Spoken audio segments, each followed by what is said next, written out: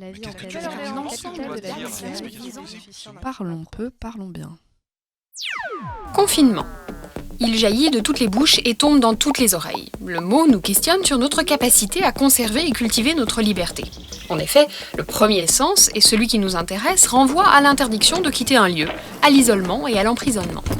Dans l'ensemble, et en cette période de pandémie, le mot n'est pas des plus réjouissants, mais il a bien fallu l'intégrer à notre vocabulaire quotidien d'une part, alors qu'il était plutôt rare et littéraire, et d'autre part, s'adapter à sa réalité qui nous est imposée. Pourtant, le confinement nous invite à penser la distanciation et le lien social. C'est pour se protéger soi, mais aussi les autres. Face à la propagation du virus, c'est faire acte de solidarité que de se retrancher dans ses confins. En latin, l'adjectif confinis signifie contigu, voisin, et le nom confinium est la limite commune à des terres, à des champs par exemple. Le mot renvoie donc au voisinage. Dès lors, on peut penser les confins comme limite, frontière, mais aussi comme point de contact entre moi et les autres, mes voisins. On dit bien qu'une chose confine à une autre pour dire qu'elles sont proches, contiguës. En quelque sorte, ça me pousse à prendre en compte ce qu'il y a de l'autre côté de la frontière ou de la barrière qui limite mon champ.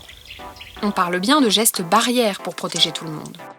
Pour celles et ceux qui vivent en ville, le confinement est un resserrement violent des limites physiques concrètes aux quatre murs du logement.